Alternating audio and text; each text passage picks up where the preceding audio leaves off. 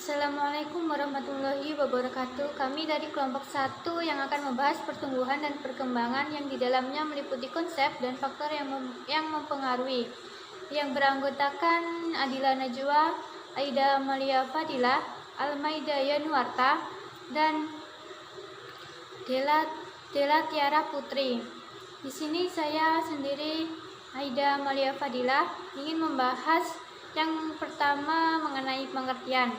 Pengertian pertumbuhan adalah bertambahnya ukuran dan jumlah sel serta jaringan interseluler, ukuran fisik, dan struktur tubuh sebagian atau keseluruhan sehingga dapat diukur dengan satuan. Yang selanjutnya yaitu pengertian perkembangan. Apa yang dimaksud perkembangan sih? Perkembangan adalah bertambahnya struktur dan fungsi tubuh yang lebih kompleks dalam kemampuan, yaitu gerak kasar, gerak halus, berbicara, dan bahasa. Selain itu juga sosialisasi dan kemandirian. Yang berikutnya yaitu membahas 5 fase pertumbuhan dan perkembangan. Apa aja sih? Yang pertama, fase pranatal, yaitu di mana fase sebelum lahir. Pada saat ini terjadi pertumbuhan yang sangat luar biasa, yaitu dari satu sel menjadi satu organisme yang 13 lengkap. Proses ini sebagian terjadi dalam masa sebelum kelahiran. Contohnya yaitu organ tumbuh, jaringan syaraf, yang mampu melakukan gerakan motorik tetapi belum terkontrol. Masa prenatal antara 0 sampai 9 bulan dalam kandungan ibu. Yang selanjutnya fase kedua yaitu fase bayi adalah perkembangan yang terjadi saat usia kelahiran sampai dengan usia 2 tahun atau 24 bulan. Di mana bayi pada masa ini sangat bergantung kepada orang tua. Aktivitas atau kegiatan yang dilakukan oleh orang tua sangat berpengaruh terhadap anak. Apa contohnya? Contohnya yaitu misalnya membiasakan anak dibangunkan minimal 2 kali dalam satu malam. Hal ini bertujuan untuk ke toilet atau sebelum tidur atau saat menjelang pagi. Yang ketiga yaitu fase kanak-kanak, di mana fase ini terjadi pada masa usia 2 tahun sampai 6 tahun.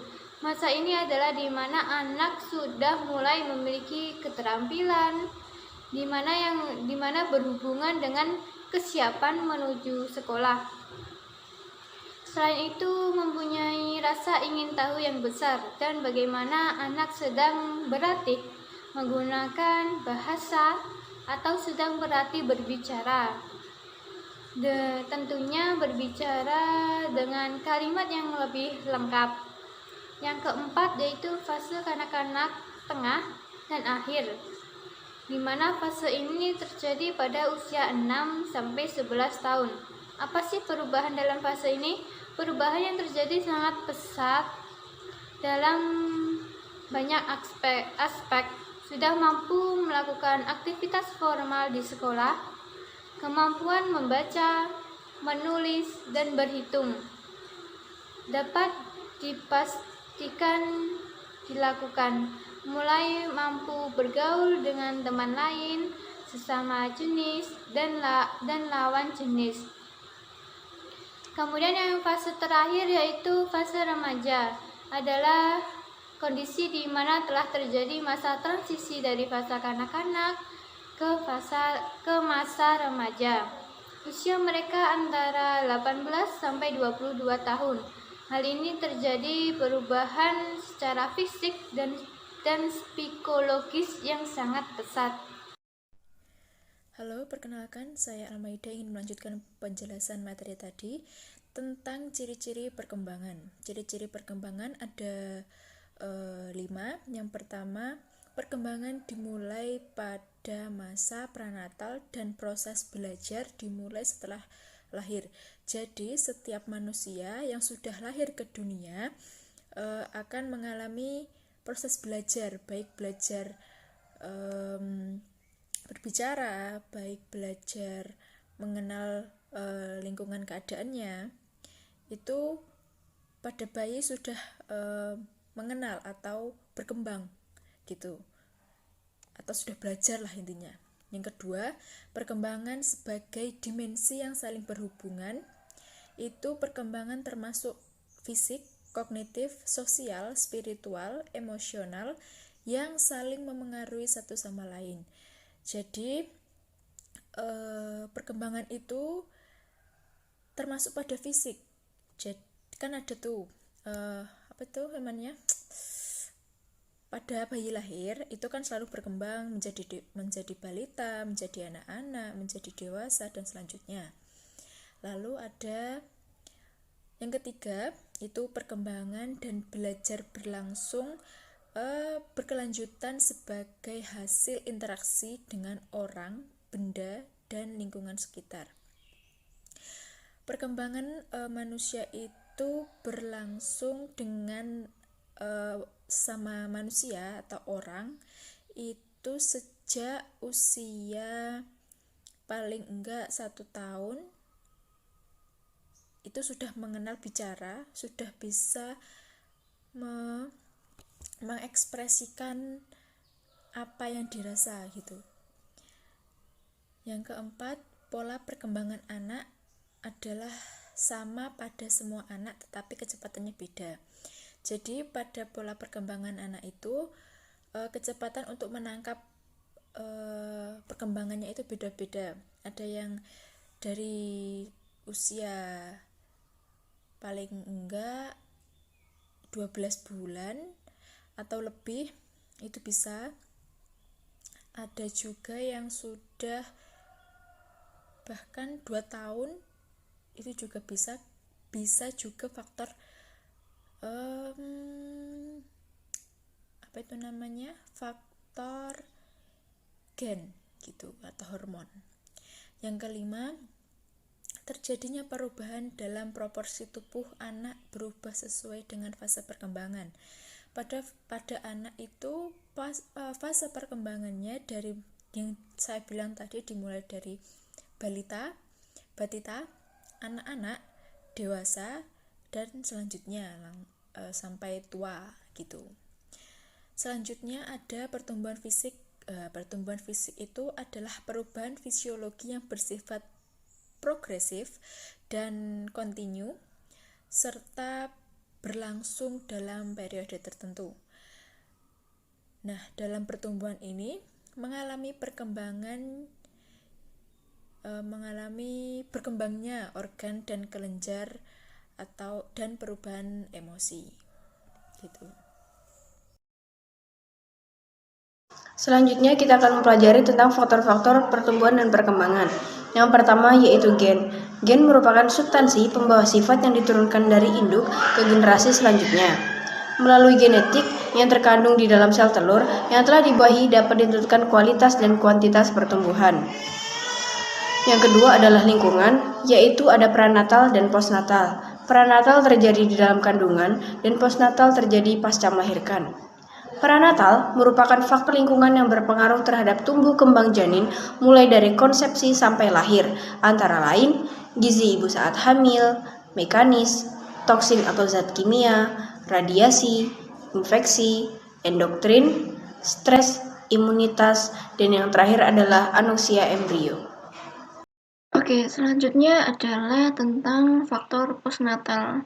Faktor lingkungan yang memengaruhi tumbuh kembang anak setelah melahirkan itu antara lain yang pertama adalah faktor fisik dan aktivitas fisik. Bentuk-bentuk tubuh seperti kekar, gemuk, kurus itu berpengaruh terhadap tumbuh kembang anak. Aktivitas fisik juga amat penting dalam menunjang pertumbuhan anak.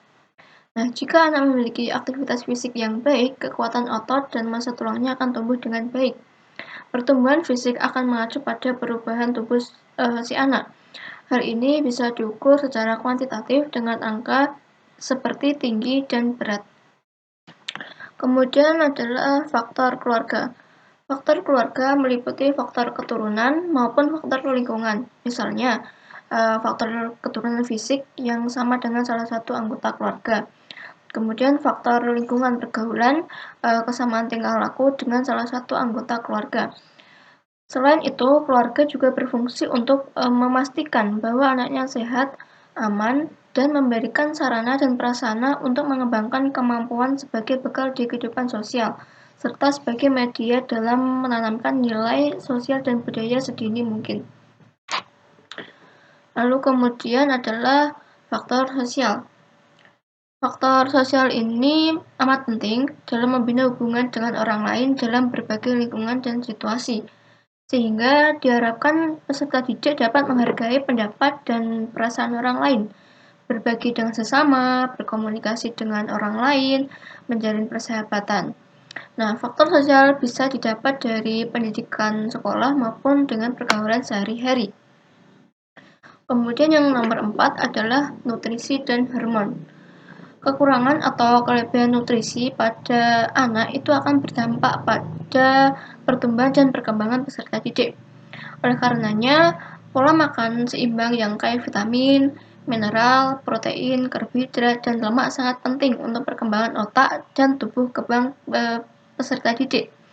Kemudian, hormon yang dikeluarkan oleh sistem endokrin berguna untuk mengatur berbagai fungsi tubuh. Hormon-hormon yang berpengaruh terhadap tumbuh kembang antara lain growth hormone, tiroid, hormon seks, insulin, dan hormon yang dihasilkan kelenjar adrenal. Kemudian, jika hormon yang dihasilkan tidak seimbang, perkembangan fisik atau mental anak bisa tumbuh tidak normal. Risikonya, anak bisa mengalami gangguan perilaku atau kondisi kesehatan yang kronis yang berlangsung lama. Tak hanya itu, pada masa-masa tertentu seperti pubertas, hormon seks akan keluar dan mengubah kondisi fisik anak. Misalnya pada laki-laki, hormon seks yang keluar akan membuat jakun di lehernya muncul dan suaranya jadi lebih berat. Kemudian yang kelima adalah jenis kelamin. Jenis kelamin adalah salah satu faktor yang penting yang memengaruhi perkembangan peserta didik, baik fisik ataupun mental. Contohnya adalah secara fisik. Anak laki-laki cenderung lebih tinggi daripada anak perempuan. Namun, secara pendewasaan diri, pola pikir anak perempuan lebih cepat matang, terutama saat memasuki masa remaja. Sementara itu, untuk anak laki-laki, proses pendewasaan dirinya butuh lebih banyak waktu. Kemudian adalah penyakit kronis. Anak yang menderita penyakit menahun akan memengaruhi tumbuh kembang si anak. Selain itu, anak juga mengalami stres yang berkepanjangan akibat dari penyakitnya.